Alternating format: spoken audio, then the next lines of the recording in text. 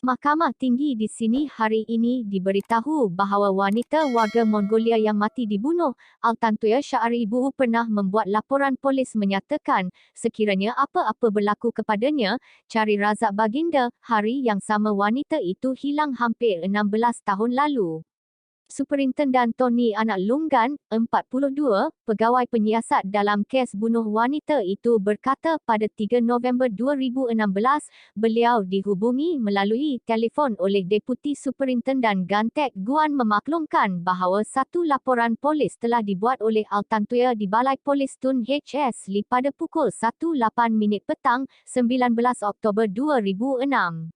Saya telah menyemak laporan polis itu melalui Police Reporting System dan mencetaknya keluar. Saya dapati adalah benar bahawa laporan polis itu dibuat oleh Altantuya dan memaklumkan kepada Tek Guan dan Superintendan Zainul Samah mengenai laporan polis tersebut. Saya ingat satu perkara yang amat jelas. Altantuya nyatakan dalam laporan itu sekiranya apa-apa berlaku kepadanya, cari Razak Baginda. Penganalisis politik Abdul Razak Baginda, kata saksi ke-26 itu ketika membacakan pernyataan saksinya. Beliau berkata demikian pada prosiding kes saman 100 juta ringgit difailkan bapa Altantuya dari Syahribu serta Syahribu dan keluarganya terhadap dua bekas anggota polis, Azilah Hadri dan Sirul Azhar Umar, Abdul Razak serta Kerajaan Malaysia. Kepada soalan peguam keluarga Altantuya, Senjit Kaudio, saksi itu berkata Inspektor Zamilah Mamat telah ditugaskan sebagai pegawai penyiasat untuk menyiasat laporan polis tersebut, namun beliau tidak sempat mengambil keterangan daripada mendiang Altantuya. Tony, yang kini bertugas di bahagian pendakwaan dan undang-undang Bukit Aman berkata adalah penting untuk siasatan dibuat terhadap laporan polis itu kerana ia dibuat oleh si mati dan berkait langsung dengan kehilangannya. Tambahan pula, laporan itu dibuat pada hari sama dengan kehilangan beliau, 19 Oktober 2006.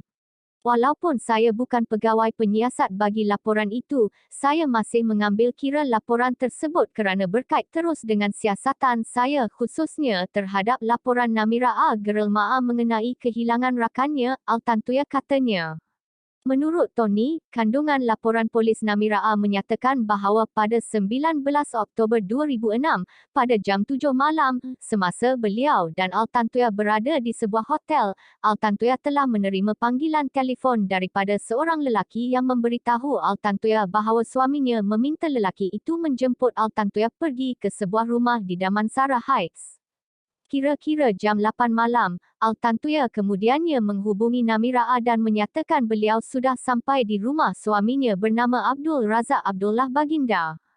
Namira A menyatakan bahawa beliau telah cuba menghubungi rakannya itu, namun gagal. Beliau membuat laporan polis kerana takut terjadi apa-apa hal keselamatan terhadap rakannya itu, katanya.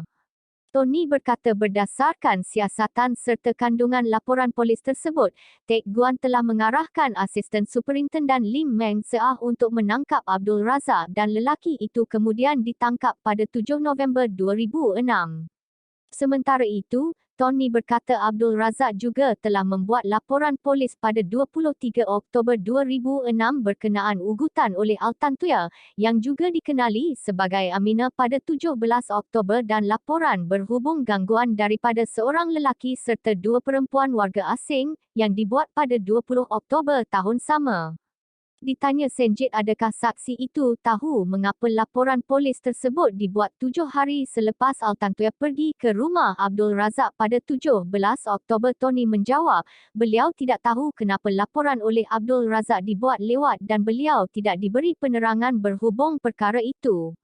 Pada 4 Jun 2007, ibu bapa Altantuya, dari Syahribu dan isterinya, Altan Secek Sanjaa serta dua cucu lelaki mereka, Mungun Syagai Bayar Jargal dan Altan Syagai Muntulga, memfailkan saman 100 juta ringgit terhadap dua bekas anggota polis Azilah Hadri dan Sirul Azhar Umar, Abdul Razak serta Kerajaan Malaysia. Bagaimanapun, nama Altan Syagai Muntulga kemudian dikeluarkan daripada senarai plaintif apabila dia meninggal dunia pada 2017. Dalam pernyataan tuntutan, keluarga itu mendakwa kematian Altantoya mengakibatkan mereka mengalami kejutan mental dan trauma psikologi, melayakkan mereka dibayar pampasan serta mendapat ganti rugi teladan dan ganti rugi teruk. Perbicaraan di hadapan Hakim Datuk Vezir Alam Maidin Mera bersambung esok.